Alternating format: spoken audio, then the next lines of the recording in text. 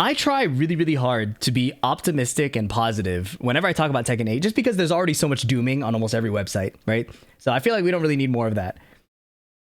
I think I have to make an exception today. I made a video like 2 days ago called Tekken 8 is saved because I was so happy with a lot of the proposed changes coming to Tekken 8. I was really happy with the developer transparency. They were sharing a lot of their philosophy, which is a big change from Tekken 7, where a lot of patches were kind of obscure. They would just patch and then not say anything.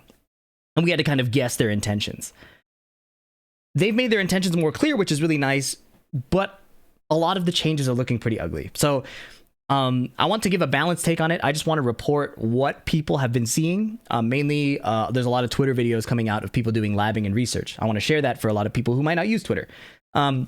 This little arrow is going to show the topic we're on, so you can follow along here. Timestamps below and everything. Let's hop right into it. First things first, they have had a history, the Bandai Namco developers, of making system-wide changes instead of character-specific nerfs. And I'm going to talk about this more. Let's just show a specific example. Here was a problem they identified.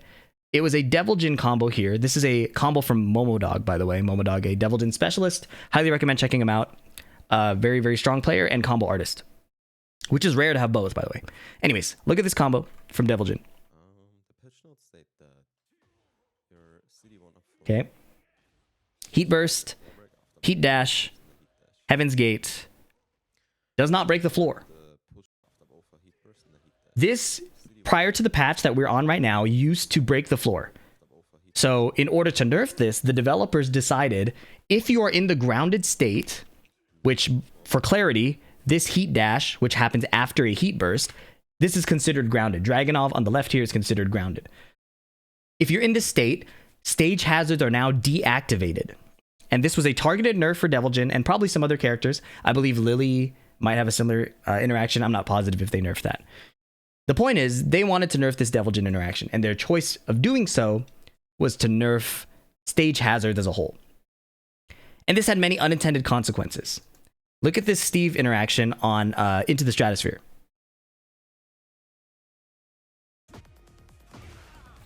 Okay, the dude messes up the combo, resets. Okay, so the floor break didn't activate here, right? The floor break didn't activate because Jin is grounded. But if you look at this situation, so he just shows it twice. It does activate. Now, technically, this does follow the rules, right? They did say that if you... they say in the patch notes that if you're still on a low wall hit, you're not considered grounded, the stage hazard is still active. But functionally, this is so similar, is it not? Now, the weird part is... well, let me cover some more situations, and then I'll talk about why I have a problem with this. Here's more demonstrations with Hwoarang and Bears. Okay, no explosion on the floor here. This used to explode the floor for an extended combo. And now look at this huge combo he does. Even a tornado, and then no explosion. So the conclusion is that the moment you enter the grounded state, which happens there... Wait, what? I was going to say the moment you enter the grounded state, it deactivates the stage hazard. But as you can see, it appears there are inconsistencies. And I believe in the code, it's probably consistent what is considered grounded and not. But as you can tell, there's already a clarity issue.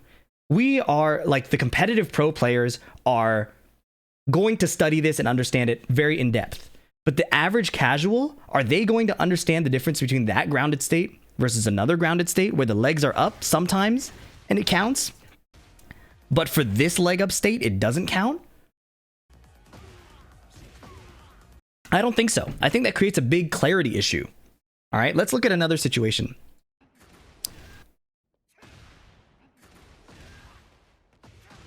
So now that we know the rule that the grounded state caused by this back one on counter hit turns off the stage hazards, it makes sense. But I think this causes so many clarity issues for what makes the stage hazard active or not. It doesn't make a lot of visual sense. There's so many exceptions, and this is how Rest from Korea sums it up. I can understand changing to new rules, but it's getting complicated. Losing tradition is one way to frame it. The way I see it is it's just inconsistent. It's hard to know. Throw tracking, this is not the topic we're talking about, although I do agree with him. Some highs not being duckable, not just because of jailing, but on hit or on block. And then these ways of finding creative ways to create a stage hazard situation. I think there were better ways to nerf the stage hazards. You could have nerfed it by nerfing the character damage. You could have nerfed it by reducing the amount of damage the stage hazard itself does.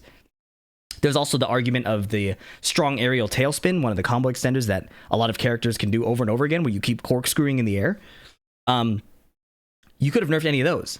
But by making these universal system changes, it makes it harder to understand the game, right? Because you build all this intuition about how the combo works. Then you have to relearn that. And everybody has to relearn it. And it makes Tekken even more confusing than it already is.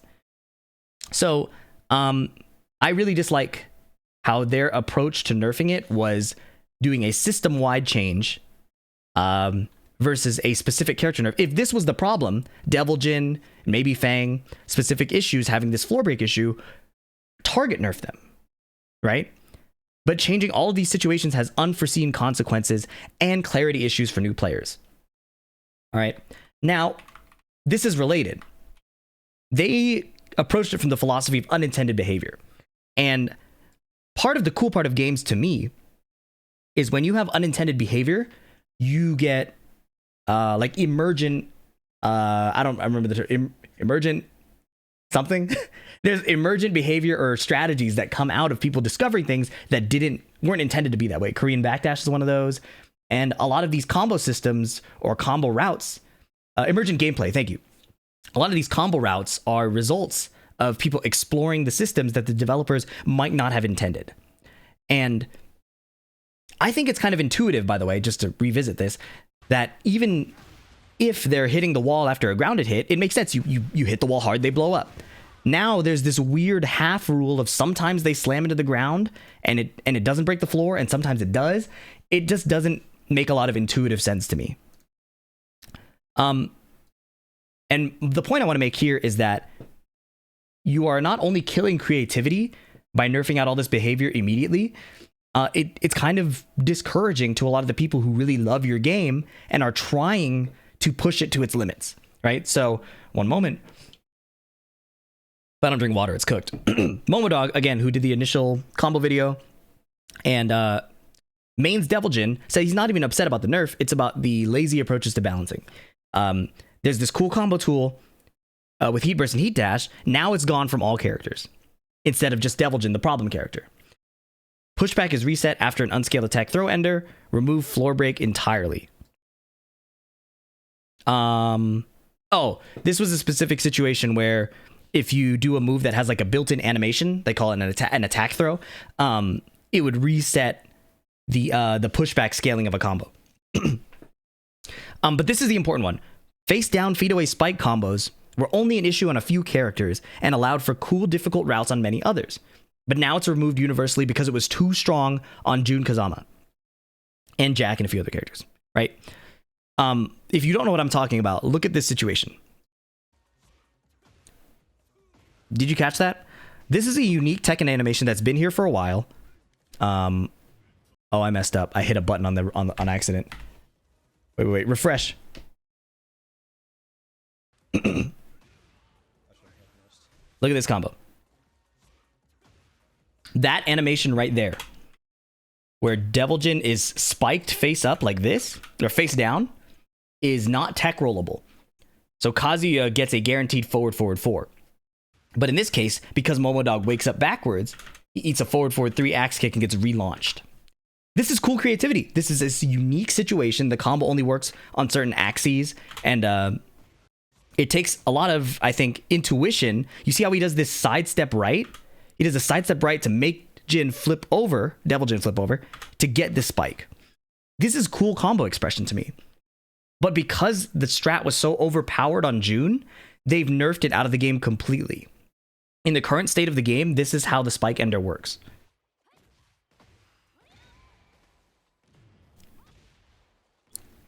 Spike, you hold back and you get a tech roll. One more time for demonstration. See that?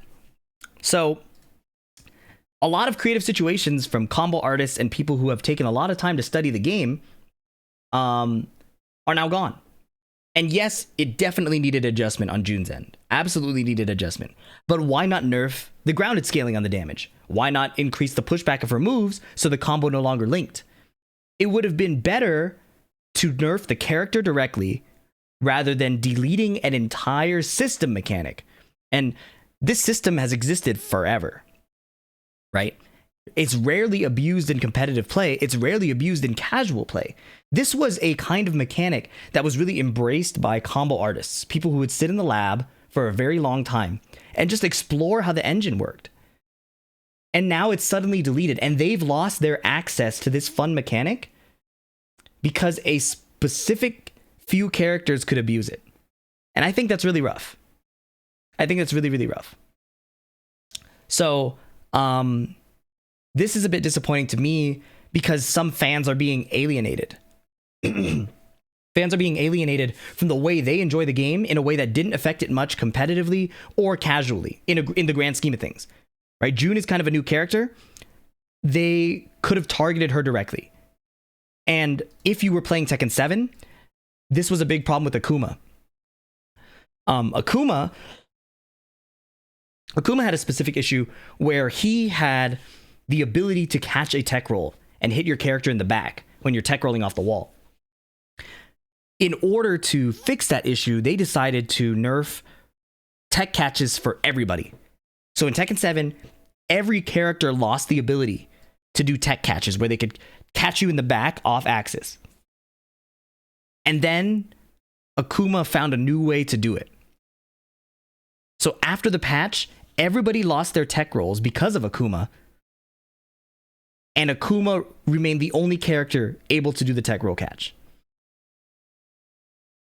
And that was very disappointing because so much skill expression or fun for people was just exploring this. And it got deleted because of one overpowered character.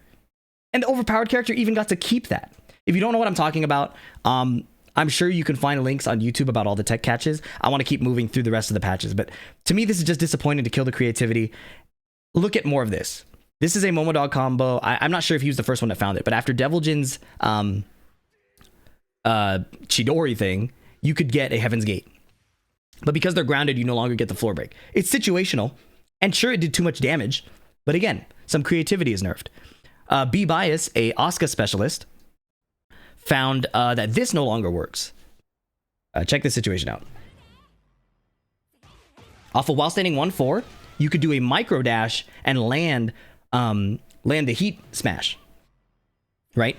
But because of the grounded state here, right, status downed, this no longer breaks the floor. So this was a semi-creative option, right? It's not exactly super deep and difficult, but it was a semi-creative option that added some depth to the risk-reward when playing against Asuka. If you get your low blocked and punished, or you get a predictable high ducked and punished, she could convert off of heat into a floor break. This has been taken away because of Deviljin. I think that's unfortunate. More examples. You guys know I'm not the biggest fan of Lars's gameplay, but I also respect this creativity. K-Dash, another really like combo focused Lars, I don't know if he invented this, could have been many Lars players, found this cool setup before where you could do a whiff of the first hit of the heat smash. So you intentionally whiff the first hit to get a stronger second hit and break the floor. But now it's nerfed. And also this is kind of unclear too, because I thought if it's a low wall hit, it should still break the floor. So I'm a little confused what the rules are, and I'm a former professional and like, you know, pretty serious competitive player. I'm confused why this doesn't work. I don't know why this works. How is a casual player going to understand why it doesn't work? Does that make sense? So a lot of problems with these changes. Let's keep it moving. The wall tornado bug. This is a new issue that came up in the patch, may be related to these. Actually, no, we know why. They wanted to prevent accidental side switches. They had a problem in the engine where people were accidentally swapping sides. So to fix it, they increased the upward momentum of tornadoes. However, this has created a problem. If you're a Lee player, you will have seen this, or if you fight Lee, you'll see this a lot. Look at this Lee situation. This is Super Akuma's stream. That's a cool custom, by the way. He's talking a bit, but look at this combo once he starts doing it. Okay. Standard Lee combo. Down forward 2. He uses forward 4-1 to get that wall splat tornado. And this wall splat is crucial so he can get the hitman up forward 4 to spike on the ground. That spike is only possible if this tornado hits the wall. Like that. However, on a slight off axis to the left, there's a bug now where that wall splat doesn't happen. They just keep tornadoing. And the problem with this, for Lee's combo specifically, is it's too hard to react to on the fly whether you're going to get the clean splat or not. It's too hard to tell if you're going to get it or not. And your combo completely changes. Here is a more detailed look at that situation. And it didn't splat. So now he drops his combo. This is a really problematic bug. This is a really problematic bug. Somebody said they're hotfixing it soon. Is that real? I hope so. If they're hotfixing that, that'll be cool. If you just said that, then we'll take care of you after the stream. Or after the video. All right. And then Momo Dog, again, we've been showing a lot of his content. He talks about labbing your wall combo specifically. So here's his exploration of it with Devil Jin. Devil Jin actually gets buffed because of this. So look at that damage, about half health. I might have been talking out of my ass. No. Sorry, he does not get buffed. He also needs the wall splat. So this is also, it's similar to Lee. I was wrong. In order to get this dive kick ender, they have to hit the wall. Just like Lee. But if you're slightly off axis, you will mess up. And if you go for it without it, the damage is way different. So look, this is an example of that, I believe, of it failing. Way less damage. So you have to be very on point with this specific wall mechanic. I don't necessarily have a problem with difficult to execute wall combos. But again, it's a clarity issue. Why does it work sometimes? Why does it not? That should be clear. In previous Tekkens, side walls were really inconsistent, and Tekken 8 made side walls a bit more consistent with the tornado changes and some other changes. Now it's inconsistent again. I'm okay with one as long as it's clear. Is it inconsistent or is it not? How can as a player, how can I control the high variance moments and maximize my opportunities when I'm aware of it, right? If you play the game long enough and practice it, you can lock in on intuitively on whether something will work or not. And when these kinds of system mechanics change, you lose the intuition. Okay, there is a hotfix later today, so we can move on to the next topic. But hopefully that shows the importance of combo intuition and system mechanics. Even though this was a bug, it does apply to these. It applies to these in that Tekken's combo system isn't hard execution-wise necessarily for every combo. It's the intuition around where the walls are, where the pushback is, how many hits you've done. That's the cool part of the Tekken combo system. So we'll move on, but intuition's important and messing around with it is a bit rough. Okay, this topic I'm really passionate about. So this is tangentially related. Nee talks about 50-50 mind games versus using the 3D aspect of the game.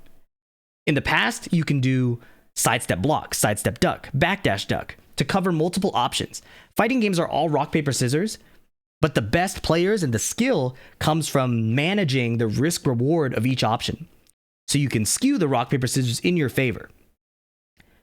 The more 50-50 a game is, the higher variance it is, the less skill expression there is. That's kind of the basics, right? One of the problems people have with throws being homing is you lose counterplay. It's either break the throw or duck, right? It's either break the throw or duck. Against King, though, for example, breaking the throw becomes less feasible because it's truly ambiguous. There are other examples, too, where if you are fighting a character with a back turn throw mix-up, like where their back turn throws are truly ambiguous, like Fang, you lose the access to sidestep if you read it. It has to be a duck. And this reduces your ability to manage variance. Now, the reason why this is relevant is not necessarily because they made a change about throws. I want to talk about the Lars dynamic entry 3 change. So I have the PS5 edition of the game still unpatched. So give me one moment to switch over to that. All right, PS5 version unpatched. This is before the update. That's what unpatched means, right? Come on, PhiDX. When Lars does dynamic entry 3, he is +3 on block. Okay? What this means in the past is that you were able to sidestep left most of his moves after the stance. I messed up. I'm playing off my OBS monitor, so there's a lot of latency. That's my excuse for the day, okay? But look at this. So silent entry 1 is sidesteppable to the left. The low is sidesteppable. I'm not a Brian player. That's not how you punish that. And then the other mid is sidesteppable as well. How did Lars counter this? Lars countered this with that. Silent entry 3+4. Silent entry 3+4 would track your sidestep to the left. That was a funny wall situation. So this followed, even though it was kind of a free mix-up, this does follow a lot of the traditional rules of Tekken, where not many mix-ups are truly free in this game. In this game, you have to earn your ability to go mid and low. So if your opponent knows about the sidestep left option, you play the homing option. If they decide to respect this option, right, they don't want to get clipped while you're sidestepping, now you regain access to this mix-up because they're standing still. And that's the layered mind game of Tekken that comes from the 3D aspect. Why did they change this? In the patch notes, again, very much appreciate the developer clarity. They patched this because if you were in rage and Lars did a move, you have to set him to do a move, PhiDX. If Lars did his fastest move, silent entry 1, you could rage art. And Lars had no way to get out of this. So they thought Lars should be able to do dynamic entry 3 without eating rage art. The consequence of this change, so what they did is they made Lars's dynamic entry 3 instead of +3, it's now +5, so you cannot rage art out of this. As a consequence of this change, though, in the latest patch, you can no longer sidestep that option. So now, off of this homing, advancing, plus frame kick that's jumping, so it's unparryable, you have to just guess, mid or low. It has deleted the complexity that Nee was kind of talking about here. As a 3D game, you have many options. You can reduce the risk reward in your favor, or reduce the risk and increase the reward in your favor. Now, he has insane access to a free mix-up because of the rage art change. Seems like an oversight, and I agree. It's a bit of an oversight, and it really feeds into... I didn't think Tekken was super casino. I think some characters had access to that, but these kinds of changes are really pushing it that way. It's becoming more true. I wanted to disagree, but I'm struggling to disagree. I'm struggling to disagree with it. Now, you can't sidestep. You have to guess. I think only Lily can sidewalk it to the left. Okay? This is tough. This is tough for Tekken. This really supports a lot of the flame it's been getting about being a casino game. I want to talk about the weird Azucena balance decision. For this, we're going to open up a few tweets, and then I'm going to open up the PS5 section again. Give me one moment. I get like 30 minutes of my voice and then it's gone. Okay. What they've changed with Azucena in the latest patch is if she whiffs while running 3, the elbow never comes out. Right? Which seems good. They also reduce the active frames of her knee down to 1 frame. So it's actually easier to sidestep. Instead of having like 4 or 5 active frames, she only has 1 active frame on her jumping knee. So the sidestep is a lot easier to do without getting clipped. But as you can see, they fly so far away. How are you going to whiff punish that? In the past, in the... let's open up the PS5 version again. In the past, what you would do... I'll just pick Azucena here and re-record. Oh my goodness. What you would do in the past is you would sidestep left and duck. And because of the way her push boxes interacted with you, you would still get a really nice launch punish here. So I'm just going to record this. And here, the option is just sidewalk left duck, and she's right in front of you still. Right? And yes, the active frames made it harder to sidewalk left duck, but if they just change the active frames, you could get this situation more often and get a really clean launch punish. None of the stuff where she flies way past you, right? But if you try this, I mean, literally, we just saw it.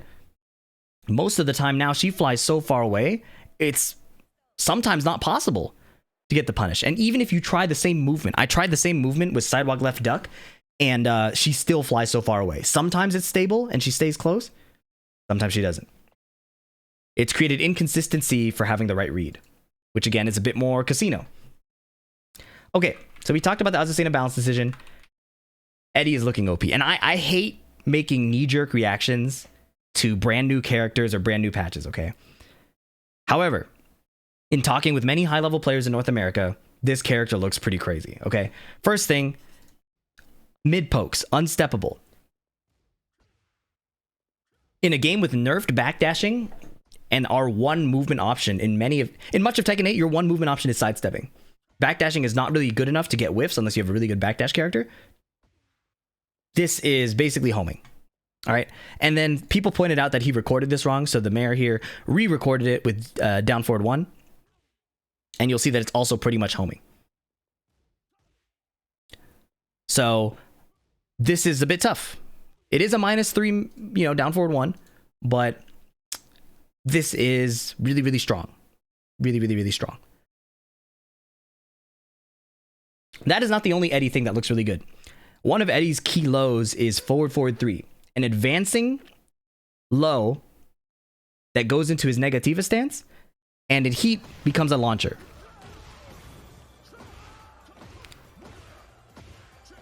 So not only can you not really sidestep against Eddy's pokes, this ducks under jabs, so your keep out is at risk of getting evaded. Yes, this requires a heat dash to get this combo, but Eddy's reward outside of this is a heat engager. So, good luck. Eddy, on top of having this incredible attacking game, has this incredible evasion game. Almost looking like Ling Xiaoyu with his ability to go into these stances and dodge things. So, I don't want to make a knee-jerk reaction, but he's looking pretty strong. New move Eddy has, Demon Paw. Not a real Demon Paw, it's just a strong, advancing, safe, heat-engaging mid. It goes under jabs also. And it's a heat dash launcher. So if you look at the way Jin got knocked down here, his legs are up. He can get comboed. So now he has the equivalent or similar part of a Jin, Devil Jin, Kazuya forward 2, the Demon Paw. Safe, chip damage, heat engaging, advancing mid, but his goes under jabs. When you consider how strong his mix-up game is, off of the stances, he has the Hell Sweep out of his relaxed stance. This is really scary stuff. This is really scary stuff. So again, I don't want to overreact and say Eddy is ridiculous. It's looking scary, you guys. All right. This video is going on pretty long. I just want to cover the last thing that everybody's wondering about, the battle pass. Okay. Slightly related. This is a bit of an oversight with Eddy, but he starts at beginner rank. So the way Anakin got around this when he was ranking up Eddy is he got Eddy and then ranked up a different character to a higher rank, so it bumped up Eddy's rank. But this is pretty rough. This is pretty rough. He should automatically have been placed at the rank that everybody else was. Or you're like, when you rank up to a certain rank, your lowest characters get bumped up. They should have done that. The fact he starts at beginner is really, really whack. Anyways, now it's time for the battle pass. It's finally out. Let's go through the details. I have the game open here. I was generally supportive of a battle pass idea. I'm a Fortnite player, so I'm generally supportive of the battle pass idea. I am unhappy with the implementation of this one. So let's go take a look at it. Let's go take a look at the battle pass together, okay? I'll turn up the game audio. Cool little animation, although it happens every time. So there's 2 tiers. There's the free tier and the premium tier. You always get the free tier stuff. Premium tier is 600 fight coins to purchase. and you earn it all back. So if you complete the premium tier, you get all your coins back and can buy them next battle pass for free. We like that. That's cool. So it's clearly encouraging people to play the game. It's a 2-month time span. I have mixed feelings about that. It depends how long it takes to level up. I think a 2-month time span is pretty standard. That's how Fortnite does it. 10 weeks, I believe. But yeah, that's the one thing. Now, most of the options are really disappointing, if we're going to be completely honest. So a lot of these customization options are just new poses for your profile, which is okay. I think it's weird that it's locked behind that. A lot of the clothing options are very clearly more stylish than the basic ones, which makes business sense, right? But the real disappointing part is a lot of these are just Tekken 7 customization options. For example, specifically, this like jacket, straight out of Tekken 7, and wasn't really used that much, to be honest. Clearly they want the cropped, people will want the crop top. That is the reason that people would ever buy the battle pass, is because of the crop top. But even this Karate Gi, the free one, I mean, it was free in Tekken 7, right? So this kind of makes sense, but in general, this is just underwhelming. I find it underwhelming. Is this like a Mishima Zaibatsu eye pattern? It's a bit underwhelming. I know there's going to be a lot of FOMO involved with people getting these. I would have liked to see better customization options and better rewards. If you're going to charge for this in a game that already costs money, in a game where the DLC character is very, very, very strong, I would have liked to get better rewards out of this. Now, in the defense of Bandai Namco, historically, when Tekken 7 was first in arcade stages, Tekken 8 is basically in the arcade stages right now. Tekken 7 had a lot of really OP stuff too, and those weren't DLC, right? Like Jack's forward 2, counter hit knockdown was safe. So historically, the first release of a character just happens to be broken. It's not necessarily they're trying to make money off of it. However, I would hope they would be a bit more conscientious about it, considering how much they're charging us now. I've talked about this for a long time. Let me know in the comments what you guys think. I try to be so optimistic about Tekken. I think there's so much negativity already that it's not really worth piling on and stuff like that. People call me a shill, but truthfully, I like the series. I believe that the unfortunate evil of the modern game industry is that microtransactions and battle passes and stuff are shitty, but they're here. I don't think there's much we could do about it. I think the best we could do is demand a better experience out of it. And I don't think the core developers also deserve as much hate as they get when it's clearly an executive decision. These guys are arcade old heads, right? They didn't want to add frame data to the game because they wanted you to discover the game. They have a very pure look at developing games. This is very clearly an executive decision, which is going to be throughout the games industry. So my perspective is, if it's here, let's demand a better experience. I am getting the battle pass because I want short shorts and a crop top. I would like more. What if they got like custom rage arts? Nee had that idea. Some of the rage arts are really lame. What if they got better rage arts out of the battle pass? What if they had like different win poses or stuff like that? You know what I mean? Or like, these are just a couple ideas off the top of my head, but I'm surely we could come up with better things, right? So I'm a bit disappointed in this update, mainly because of the first two. Thank goodness there's a hotfix coming, right? Hotfix coming. We love that. I'm really disappointed about these 50-50 scenarios and these kind of wide changes to fix small issues. It's a bit disappointing. But let me know what you guys think. I'm going to try to stay optimistic. I'm going to keep playing the game. But it's a bit rough out here, got to be honest. Hope you enjoyed the video. Catch you in the next one. Peace.